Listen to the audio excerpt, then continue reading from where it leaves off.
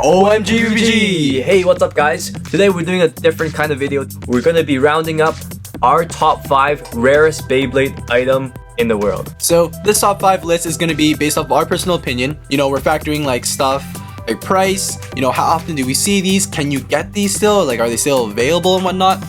Don't worry, you probably have a lot of Beyblades like, hey, you know what? This one is more rare than the one you guys talked about. Like, don't worry about it. We're not saying that those Beyblades aren't rare. It's just these top 5 is, in our personal opinion, the best. Yeah, so with the new season coming out, we thought what's a better time to introduce you guys some of the coolest Beyblades and the rarest items for the Beyblade community. So let's show you the history of some of these Beyblade collectibles.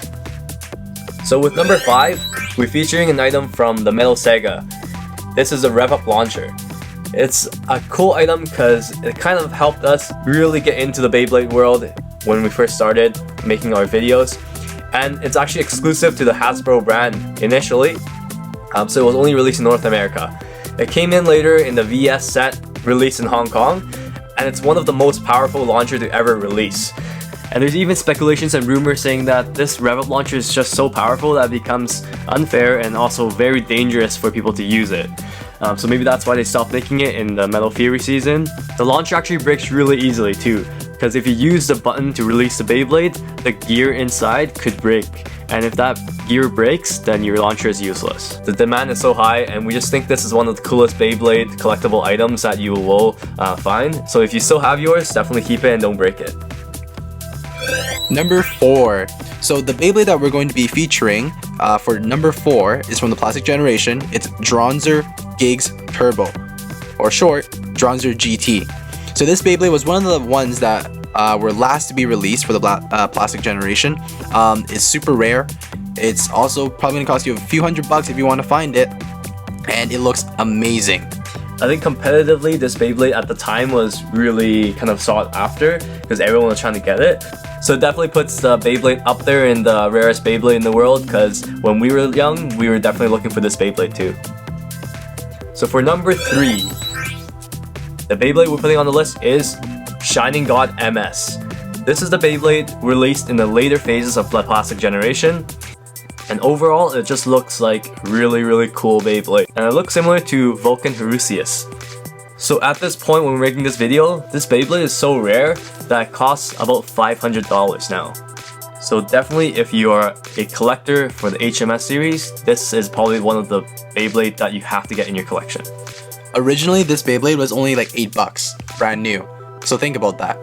After a few years of, you know, post-release, it's inflated to over $500. That's like 50 times the amount that it originally was. That's crazy talk. And just for a used Shining God MS, it costs like $160. Number 2. So this is another Beyblade from the Plastic Generation. I don't even know. Like, can you call this Plastic Generation when this came out even before that? So this is Ultimate Dragoon, or Hasbro named it Spin Dragoon. This Beyblade was first released in 1999, before Takara Tomy was even Takara Tomy. It's just Takara back then. So this Beyblade is pretty much useless when it comes to competitive play. It's only a collector's item pretty much. So you're not going to be able to find it. So when we were searching on the internet to look for this Beyblade, we found it on Yahoo Auctions, mint condition, perfect box for $1,000. $1,000. What can you do with $1,000? I could buy pretty much an entire generation of Metal Series Beyblades for $1,000. That $1,000. $1,000 For one Beyblade. One Beyblade that's competitively useless. And it released in 1999. I'd still buy it. Take my money. Number 1. So for the Beyblade that is even rarer than the first Beyblade to ever come out. What? It's a Beyblade that you can't even give a price to, because they don't even sell it to you. You were never able to get this in the first place. We could only find one picture of this Beyblade. So is it even real? At this point, we don't even know. It's like a unicorn. And as you guys probably see here, it's the Bigbang Takafumi 1403G pen. So this here was never released to the public. Like, you can't buy it. It was never sold. It's pretty much just a gimmick item that was made. And it's made for the author of the Metal Saga, Mr. Takafumi Adachi. So he got this Beyblade, I believe, for an April Fool's gift from, you know, Beyblade headquarters. So it's designed for drawing. So according to this box you guys probably see here, there's like a face belt with his face on it, and then it's like a gag gift. There's a Beyblade on the top.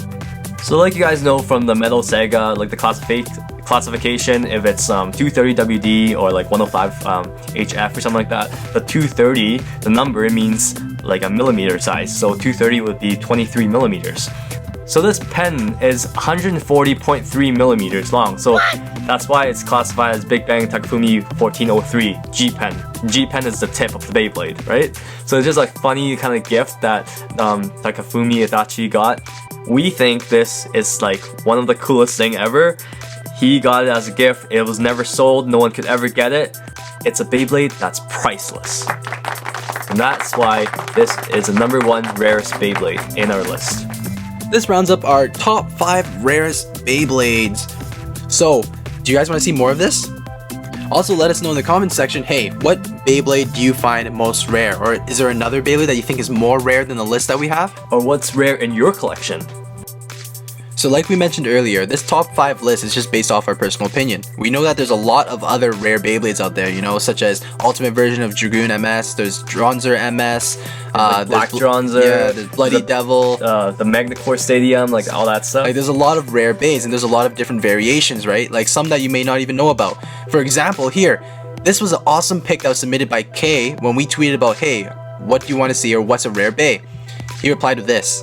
And maybe we'll do some other top 5s too, like what, top 5 gimmicks, top 5 like worst Beyblades. I don't know, like we can make something and, you know, show you guys. So as always, Geeks out.